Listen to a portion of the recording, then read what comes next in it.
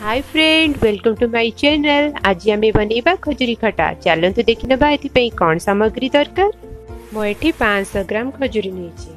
तार मंजी बाहर कर देछि। आपण चाहिबे जदि मंजी सहित भी खट्टा करि परिबे। मो किंतु एठी मंजी को बाहर कर देछि।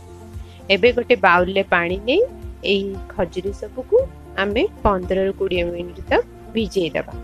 भिजी गले हमको खट्टा रे सिजिबा पई टाइम लागिबनी। खट्टा जिते बेले आमे तैयारी करबा सेते बेले खजुरी सिजिबा पई टाइम लागिबनी और भलो से खट्टा बनिबो। चलंतु एबे आमे मसला रेडी करबा। गैस रे करी को गरम कर नीचे सेथिरे आमे 2 टेबलस्पून सरिसो तेल पकीबा। तेल गरम हे गले आमे सेथिरे 1 चम्मच पंचफुटण, 1 चम्मच जीरा, 1 तेजपत्र, मैं 1 तेजपत्र को भांगी के पकई 4-5टा इलायची, 2टा सुखिला लंका आ 1 चम्मच पानमहुरी पकेबा बिल्कुल भी भूलिबेनी। पानमहुरी पकेले खट्टारी फ्लेवरटा बहुत ही बढ़िया आसता है, बहुत ही टेस्टी लागे खट्टा। तो पानमहुरी पकेबा बिल्कुल भी भूलिबेनी।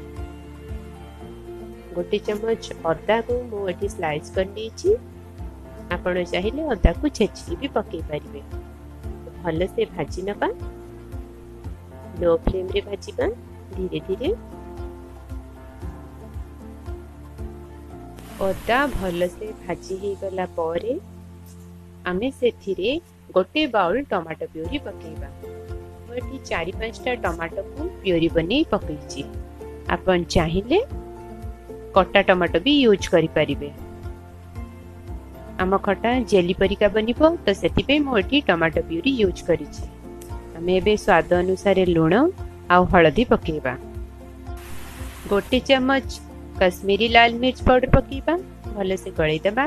खटारे गोटे बहुत ही सुंदर रेड कलर आनिबा पई मो कश्मीरी लाल मिर्च यूज करिछि। आगरु भिजा है कि रहि देबा। खजुरी पकेबा। खजुरी भिजी जाइछि। भले से खजुरी भिजी जाइछि। आमे ताको एबे पकेबा। भले से गळै दबा। एबे आमे 1 चम्मच आमचूर पाउडर पकेबा। आपण चाहिबे जदि बेसी खट्टा तो आपण बेसी आमचूर पाउडर यूज करि परिबे। मो एठी 1 चम्मच यूज करिछि। भले से गळे दबा। बे 1 कप पानी पकेबा। आपण जदि ग्रेवी बेसी पतळा चाहंती ताहले बेसी पानी यूज करिबे। मो एठी टिके थिकनेस चाहे आ जेली परिका मो खट्टाटा बनिबो सेति पे मो कम पानी यूज करूछि। एबे 1 चम्मच गरम मसला गुंडा पकेबा। गरम मसला गुंडा पकेबा आपण बिल्कुल भी भूलिबेनी, कारण गरम मसला पकेले खटार टेस्ट बहुत ही बढ़ी जाई थाए। आ 1 चम्मच गुआ घियो ए 2टा जिनस पकेबा आपण बिल्कुल भी भूलिबेनी। भले से गळे देबो। लो फ्लेम रे ही हमें खट्टा को बनीबा। धीरे धीरे खट्टा सिचिबो। 2 टेबलस्पून चीनी यूज करूची। आपण चाहिए गुड़ भी पकई पारिबे। खजुरी आगरु बहुत ही मीठा थाए सेति पे मो अल्प चीनी यूज करूची। एथिरे किछि किसमिस पकेबा। किसमिस पकई भल से गळै दबा। किसमिस पकेले खट्टार टेस्ट बहुत ही बढ़ी जाइते। तो हम एथिरे किसमिस यूज करबा। एबे 2 चम्मच भजा जीरा गुंडा पकेबा। भजा जीरा गुंडा पकई भल से गळै दबा। खट्टा लो फ्लेम रे आमे धीरे धीरे 10 मिनिट रु 15 मिनिट सिजिबा पई दबा।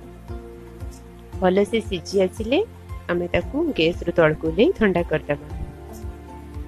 देखंतु खट्टारी ग्रेवी ठीक हे आसिलानी। ए खट्टा बनी की रेडी हे गलानी। धीरे धीरे खजुरी भी सिजी जाई छी। आम खट्टा जेली टाइप रा बनिबो तो सेति पई मो एठी टिके भी ग्रेवी रखिनी।